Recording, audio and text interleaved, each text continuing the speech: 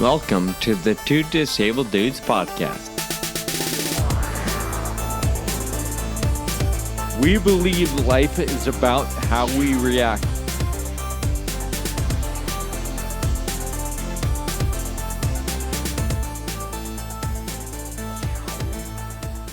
Hey, welcome to another episode of the Two Disabled Dudes podcast. My name is Sean, and I'm glad you're here today. Kyle, I got a question for you. In your day job with FARA, I know that you travel often, whether it's a fundraiser or an event or meeting with pharma companies or whatever it may be. Do you prefer to travel by yourself, with one person, or with a large group? If you could do any of it, which of the three would it be? I actually prefer to travel by myself. That way, I never feel like I'm holding anything up. I can take as much time. If I'm late, it's my fault. Sure. I'm not making the group late. It's all on me, and so, yeah, I prefer to travel alone. Okay. I've traveled alone quite a bit, and every now and then one person.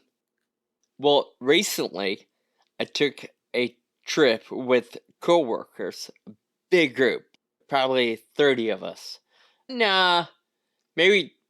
Including on the same flight, we'll say 20. But we all ended up in Vegas, and in Vegas, there were a little more than 30 of us. But on the same flight and some of the other travels, it was probably a group of 20. And I'm not sure how I feel about group travel. Yeah. A couple things stick out to me. Obviously, a couple of my coworkers were really mindful of me and the wheelchair. I chose to take the wheelchair knowing that, well, shoot, if you've ever been to Las Vegas, you know it's a lot of walking around or pedestrian type traffic. So I thought, I'm going to take my wheelchair so I'm a little more energetic and I'm faster. Totally. So I chose to take my chair, and a couple coworkers were really great.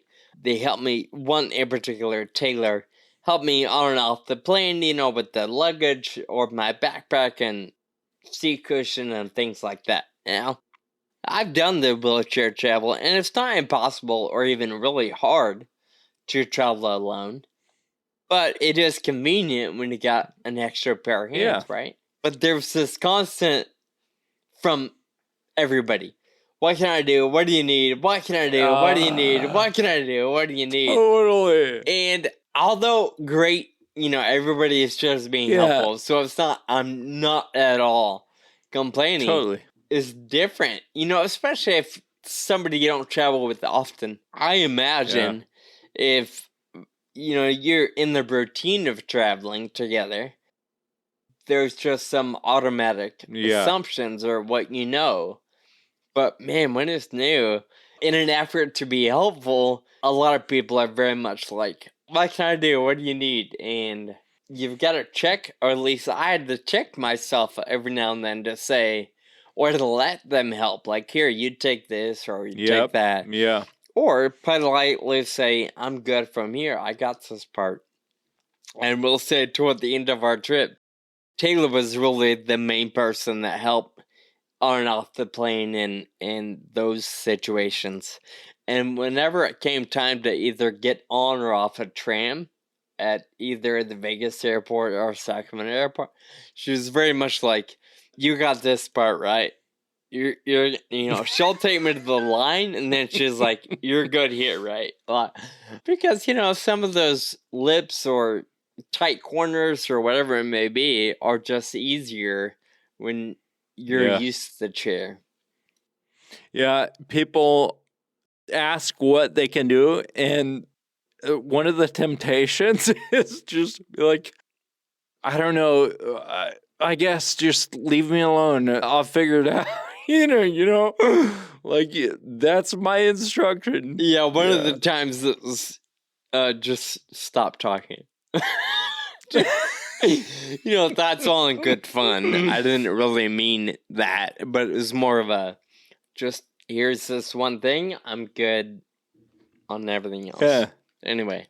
Had a blast. The other thing about group travel that I realized is when there are 30 of you, and it's not like we're all best friends, so it's not like all 30 wanted to stay together, but 3, 4, 5 you're pretty close with, and you all kind of have your tiny little subgroups.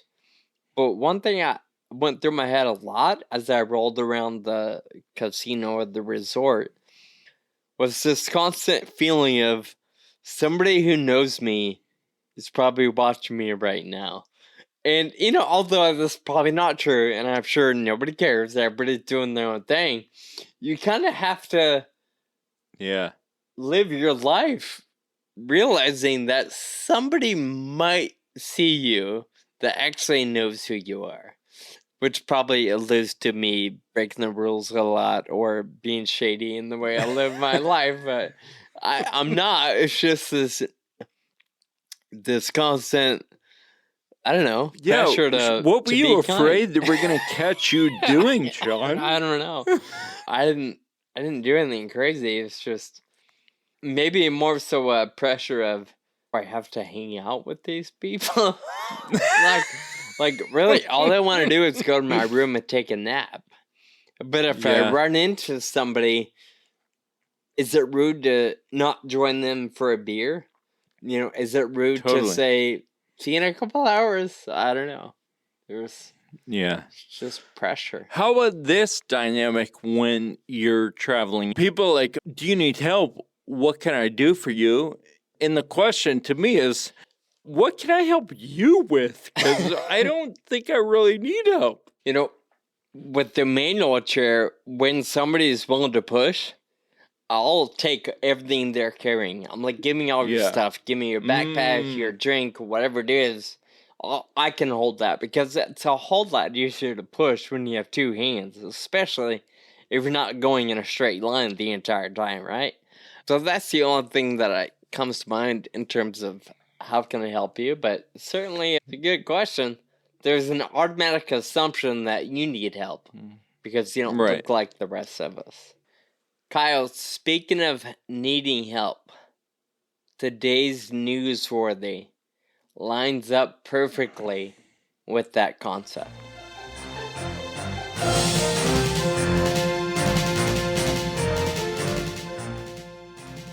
Okay, headline: Viral ad challenges stereotypes about Down syndrome.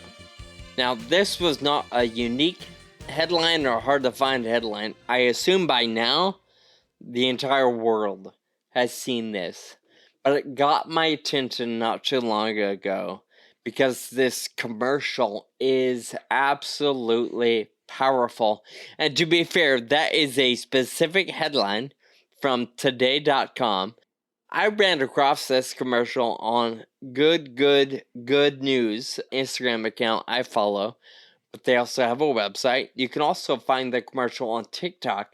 I will tell you this, Kyle. On TikTok, the commercial had 4 million views when today.com published the article. Well, within 2 days, the TikTok count alone is at 28 million. And that was a little while back.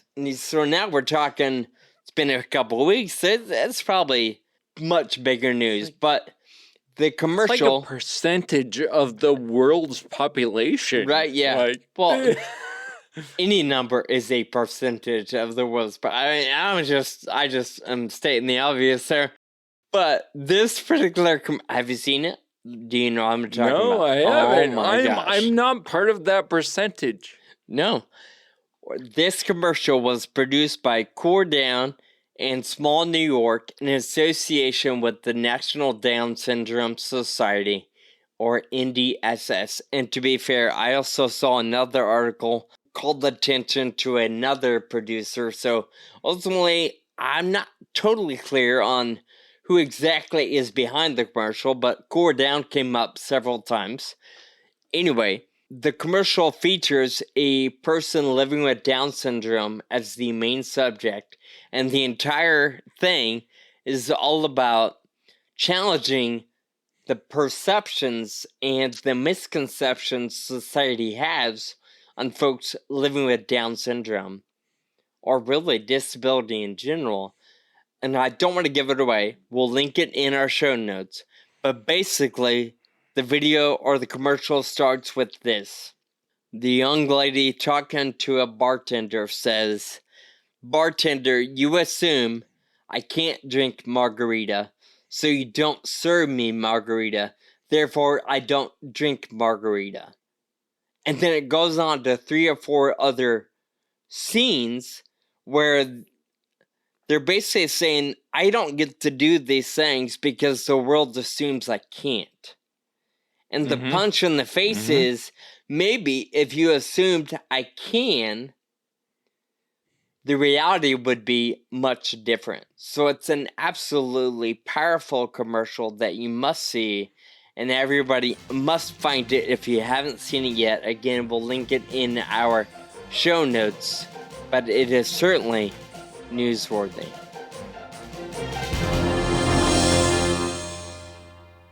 Our guest today is the CEO of the Friedreich's Ataxia Research Alliance. She's the tip of the spear when it comes to FA research and drug development. FARA has accomplished a lot under her leadership. Just as importantly, she's a dear friend to many in our community. We've had her on the show before, but this time we got to sit down face to face together. Please enjoy our conversation with Jen. Jen, welcome back to the Two Disabled Dudes podcast. You are a repeat guest. We're so glad to have you. You joined us during our drug development series, and you talked about the role of the patient in clinical trials. Well, really about clinical trials in general. You joined us on one of our most popular episodes ever. After Skyclarys was approved, you and Bruce told the origin story, which was super, super cool. So I encourage listeners to go back and check those out. But thanks for joining us again. Thanks for having me back. You're the CEO of the Friedreich's Ataxia Research Alliance. What does that entail? What is your job at FARA? Working with the board and our leadership team to really set our strategy. You know, what is it that FARA can do, should do, that's going to continue to advance the mission, bring treatments forward for FA? What are the most important things we can be doing that's going to make the biggest difference? And setting that strategy and then making sure that the programs we have in place, whether that's our grant program or our clinical research consortium or our advocacy initiatives or our patient engagement, our ambassador, like all of our programs are executing towards that strategy. And are we putting the right resources and programs in place to execute that? And that's really what I think my role and responsibility is. In a previous episode, you told us about how you started at a clinic at CHOP, working with Dr. Dave Lynch. And you've been in the FA field for a long time, the rare disease community. How have things changed in the landscape for rare disease since you've been involved? I think in terms of both FA and rare disease, there's so much more attention in the context of being able to develop treatments. So, 25 years ago, there weren't pharmaceutical companies with rare disease programs. Even at the academic institutions where I was working, rare disease was not commonly discussed, and they weren't given a lot of attention. That, I think, has completely changed. There's a drive, there's an interest, both at the academic level as well as the industry level, to be involved in rare disease, because it's been demonstrated now that we can be successful in research and developing treatments. And so there's a lot more optimism and a lot more engagement. And I think we've also got the success stories to kind of prove that out, right? There's been real success, not just in FA with our first approved treatment this year, but in other rare diseases. And that's what has continued to drive that engagement and interest and focus on rare disease as a place where we can develop real and meaningful therapies. You mentioned that there is a path to success. We've discovered that over the last 25 years. And the biggest example in the FA world, of course, is Skyclarys, which you mentioned. We have our first approved treatment. Skyclarys was approved February 2023. Looking back on the last year, what have been the most empowering things for you, and what have been the challenges, the biggest challenges? In terms of rewarding things, that goes back to your question about 25 years ago when I got started in FA and rare disease compared to today. Where I was when I started my career and started working with the FA community, we had a breakthrough. The gene had been identified, and we could now diagnose FA. And with genetic testing could be conclusive about that, could really, provide people with a concrete, accurate diagnosis. But beyond that, we couldn't offer any treatment. And for me, as a genetic counselor and being in this community for 25 years, to know that now when somebody is diagnosed with FA, we no longer have to say there are no approved treatments. Mm-hmm. We never want to give anybody this diagnosis, but when we have to, we now get to tell them that there is an approved treatment, and we have that knowledge and success to continue building on for the future. Yeah. That to me is really rewarding, and I hope that changes the experience for people who become newly diagnosed in these upcoming years. There are the obvious rewarding things too, like hearing people's stories, right? Mm-hmm. Whether it's on social media, or we've recently had families testifying at state Medicaid meetings to help promote access to Skyclarys, the new approved treatment. Hearing people's stories about their experience being on this new medication. Even modest improvements are huge because this is a progressive disease. You're not expected to have any improvement. Those are obviously incredibly rewarding. But the other rewarding aspect of this, and that I hope the community realizes, is that this is kind of the proof of principle that we've all been working towards, right? That the programs and the strategies and all the things we've been doing to try and get treatments approved works. We fund the basic science, and that leads to drug discovery. We invest in drug development tools, animal models, cell models. We invest in clinical research infrastructure, having sites where we can do research, and having natural history data and biomarkers, having the FA community engaged and participating in research. Every contribution to research counts, and being advocates makes a difference. This story of the approval to Skyclarys is all of those. It was all of those things that got this drug approved. It wasn't just one. And the first time you do something, it's always the hardest.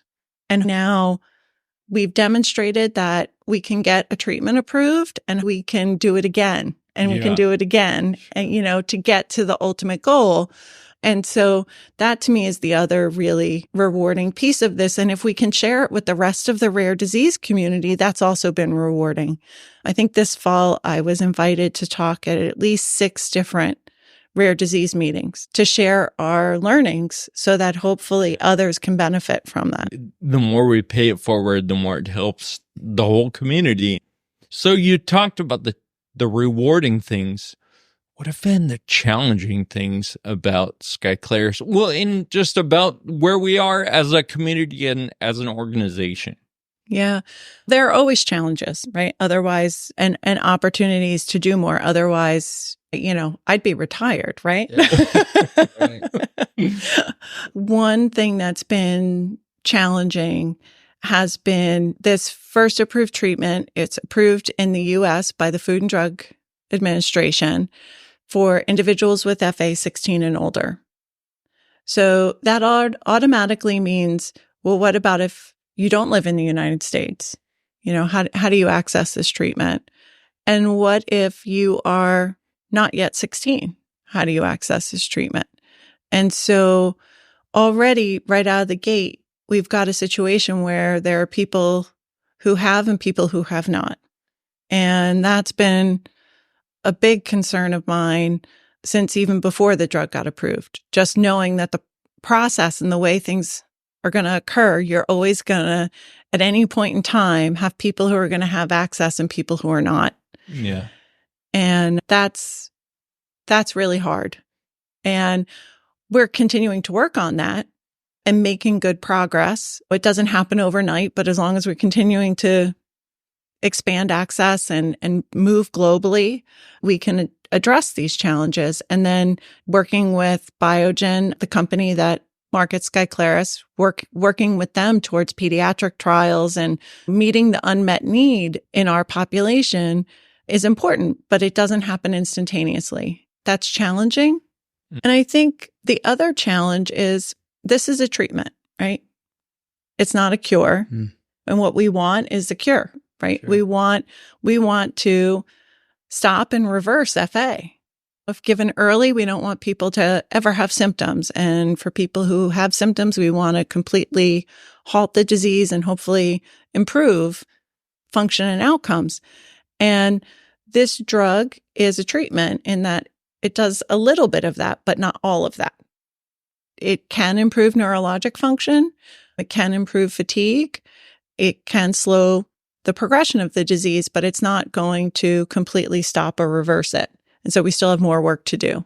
Right. And so I think another challenge is kind of what we say, managing expectations and helping everybody really understand what the treatment is, what it means. Because when I say the word treatment, Kyle, what comes to mind for you might not be the same thing that comes to mind for Sean or comes to mind for me or anybody else. Right. You talked about the process and some of the different roles. You know, the clinician has a role, the academic scientist, the industry partner, the advocacy organization.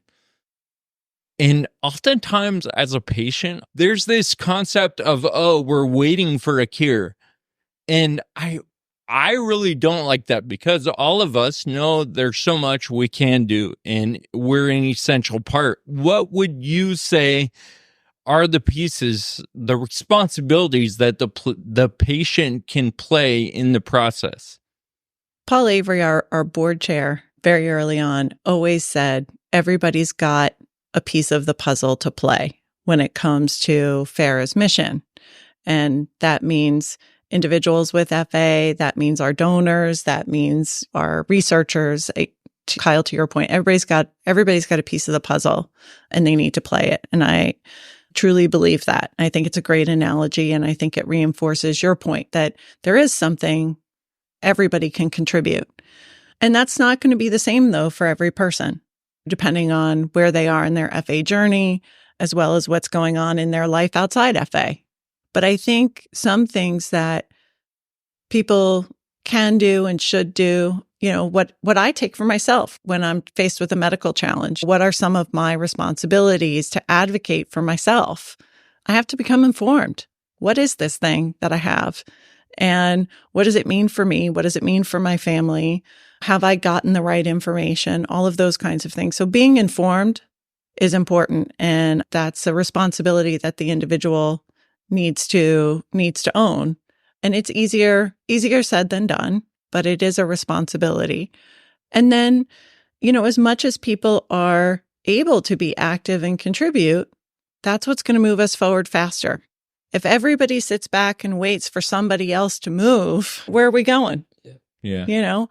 So I don't think we have the luxury of everybody in the community kind of taking that wait and see. Oh, somebody else will do it. Yeah. No, that's not the way it works. No. And if everybody has that kind of mentality, or if people feel like, oh, I can't make the worst thing is somebody thinking that they can't make a meaningful contribution, that they don't see that their contribution's meaningful.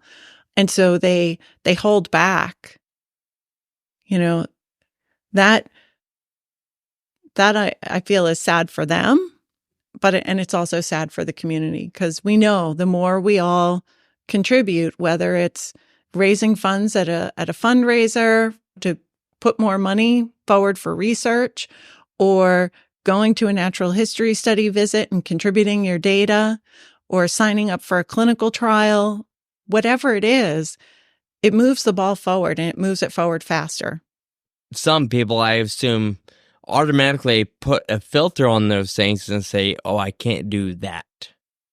So there's a tendency to not necessarily sit back and wait and see, but maybe feel I don't have value to offer. So I'm curious, and either one of you can talk to this, but how would you encourage somebody in that boat who maybe they're old or they're young, or their limitations are harder or different than somebody that they see online? Like you said, and I think we all believe it, everybody has a part to play, but how do you encourage somebody specifically that thinks that they're too late to the game?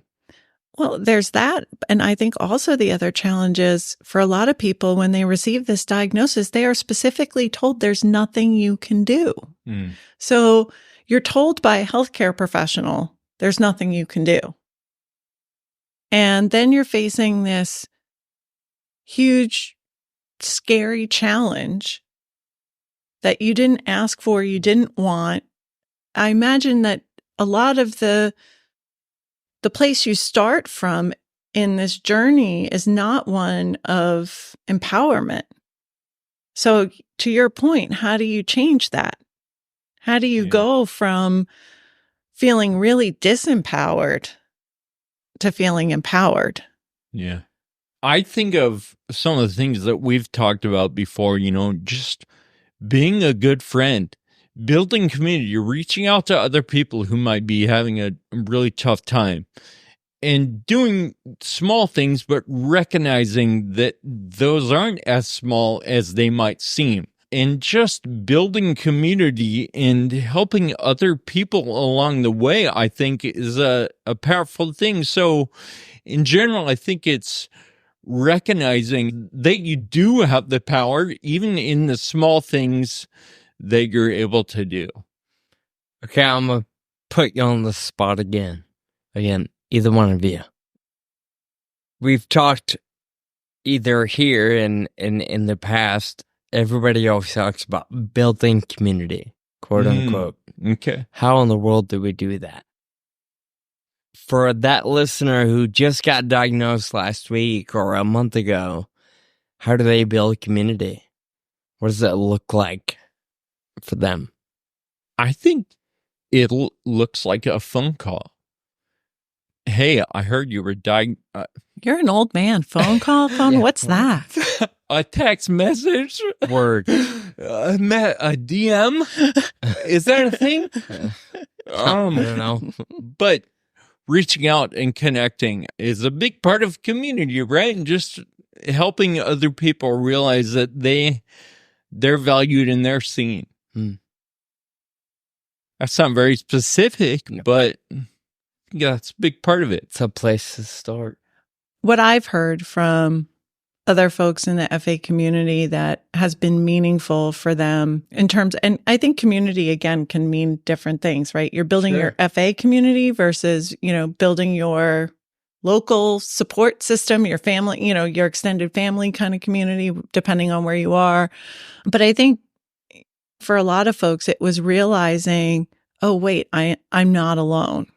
And that's the story we hear from other people, that once they've made that connection to somebody else who's been diagnosed with FA and heard their story and connected with them personally, what it's meant for them, that's that kind of opening the door, seeing the light at the end of the tunnel kind of moment. For sure. And I think once you've experienced that, and all of us have, then you have a responsibility, and you feel a responsibility, I think, to pay it forward to somebody else who maybe hasn't felt that.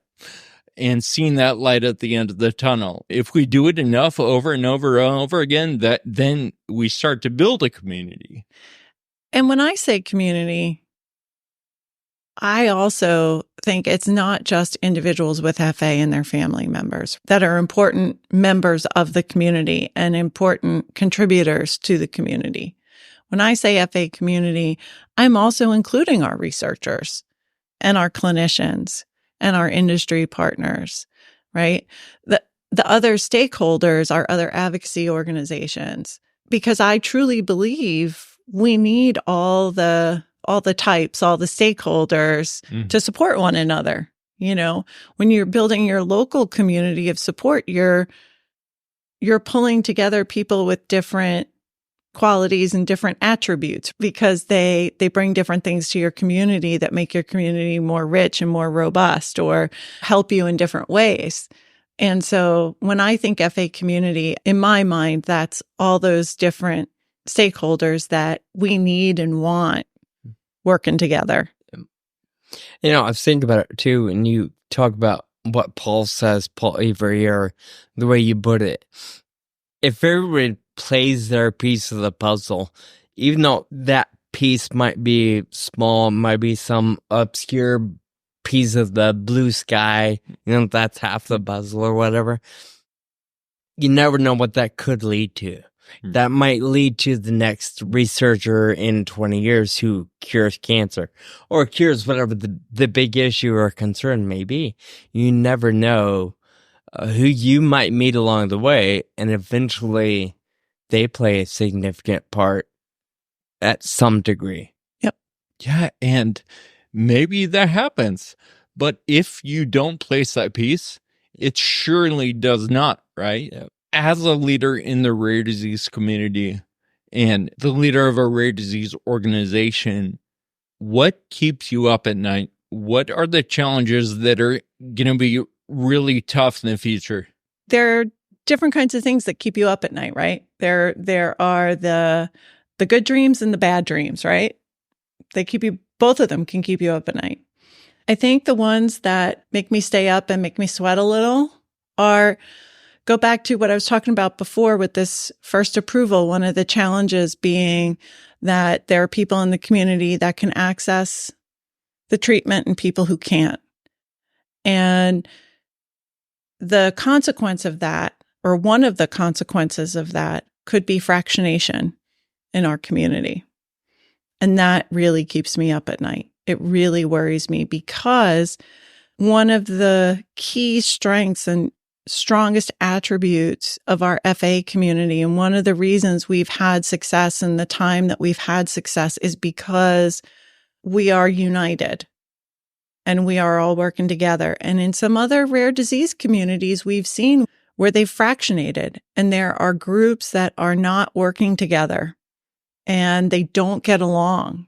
We can't afford that negative process or energy. Yeah. You know, if we're spending energy working against each other, that's energy we're not putting into working towards what's going to be helpful to all of us. But I think it's human nature. Right. And so in some ways, it's really hard to avoid that. Ron Bartek, our founder, has worked really hard from the very beginning to make sure that everyone in the community has a voice and it's heard, and that we make room for everybody and that we work together, that we not create silos, whether that's in the research community or the patient community. We don't have to all agree, but we have to continue to work together and not against each other. And I've heard this from other rare disease organizations where there's been fractionation in their community. It typically stems when there are some folks who have access to treatments and others don't. And so that keeps me up at night and is a big concern for me right now. One of the good challenges is thinking about the next treatment and the next one.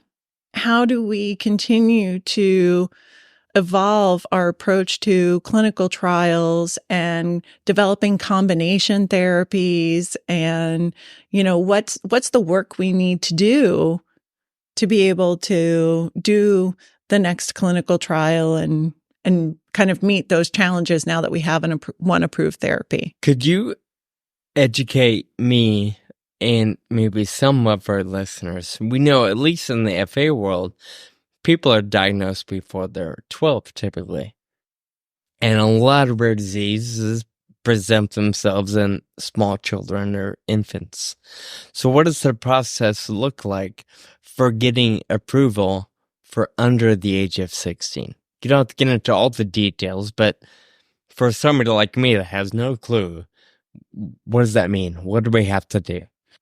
And it isn't one size fits all. So Sure. That's part of the challenge. But there are regulations in place in the US and in other countries for when you're testing any kind of new medicine, drug, medical device. There are rules and regulations around trying to ensure safety, as well as in the case of young children, right?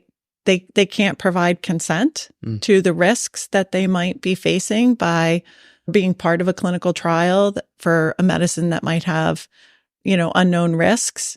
And so, how do you protect children from some of the potential risks and preserve some autonomy for a child? Like there are all kinds of ethical concerns that come into play, but the rules and regulations are kind of meant to help us navigate some of those challenges. And so, you need to be able to test the drug not only in preclinical models, meaning cell and animal models.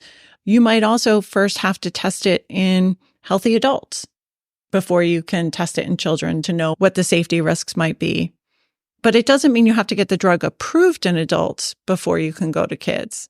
It just means you need to understand what the potential risks are, Sure. so that you can have a better risk-benefit understanding. If the potential benefit would outweigh the risks, then you can go to children because they are a more vulnerable population. None of it's easy, Sure. but there are things that we can do and address. Like you can do the juvenile toxicology studies, you can do the initial safety studies in adults, and then move forward with advancing trials in kids. At the same time, you're doing trials in adults. It doesn't have to be one after the other at every single step. It's about really understanding what the potential risks are and making sure that the potential benefit's going to outweigh the risk when there's a more vulnerable population like children. Thank you. Yep. A few minutes ago, you talked about being able to focus on what's next. So can you share a little bit what is on the radar for FA, for FARA, for your kids, whatever you want to talk about? What are we looking forward to? We're excited about the opportunity to partner with Biogen to work with them to expand access globally.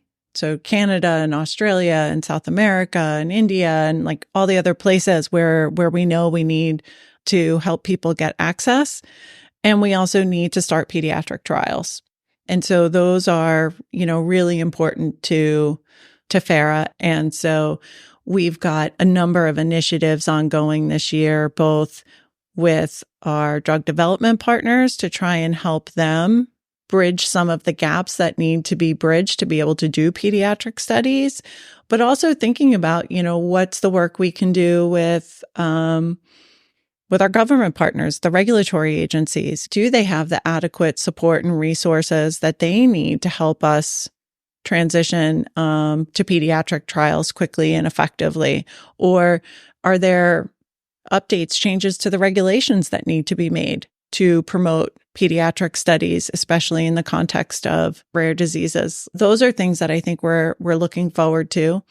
We do have an active treatment pipeline. And so there are other drugs that are currently in clinical trials and other ones that we're looking forward to moving from that preclinical stage of research to clinical development. So I think this year we're going to be focused on enrolling a number of studies, and then for our treatments that are in the pipeline in active studies, moving them to their next milestone. So we've got lots of different programs that we're working on and trying to keep them all going forward, moving. Yeah. Keep everybody, as Kyle says, everybody pedaling. Yep. Every pedal stroke counts. Well, Jen, thank you so much for joining us today and giving us a little window into your world. We really appreciate your time here today, so thank you so much. Thanks, Kyle. Thanks, John. It's been fun.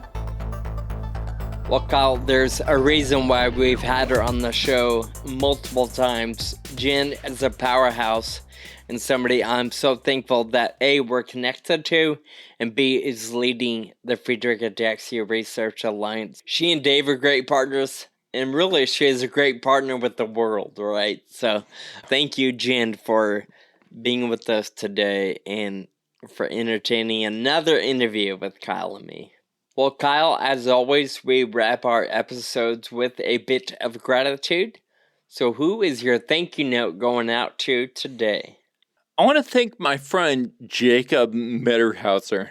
He lives in Austria, and he is just really active in the European FA community, and he's one of my connections to that community, and I really appreciate it. He's always just sending me a little message on WhatsApp or an email here and there to keep me up to date on what's going on and what he's been doing in the European FA community. Thank you, Jakob. Well, Kyle, my thank you note is going out to Kelly. She is the person in charge of group sales at Canaletto in the Venetian, which is where the group I mentioned traveled to Las Vegas. We had our main formal dinner one night at her restaurant, and she was absolutely wonderful to work with over the phone and email, getting the evening set up. And then, of course, the actual dinner and night of a phenomenal host, great staff. And she has since become a fan, a listener of the Two Disabled Dudes podcast, and did a little bit of homework to find out what I do beyond my day job and what you and I do together on the show here. So thank you, Kelly, not only for being a wonderful, professional, detailed person in your day job, but also taking interest in some of your clients beyond the business aspect. So big props to Kelly. Thank you. Thank you. Thank you, Kelly. And thank you to Jen for joining us in the studio and giving us her time. Really great conversation. You can check out our show notes at twodisableddudes.com for links to some of the things we talked about today. Share this episode with a friend. Subscribe on all your podcast apps. Until next time, keep living with urgency. Thank you for listening to the Two Disabled Dudes podcast. This show is possible with your support. Visit twodisableddudes.com to stay connected. Find us on Facebook and Instagram. And be sure to subscribe on your favorite podcast player.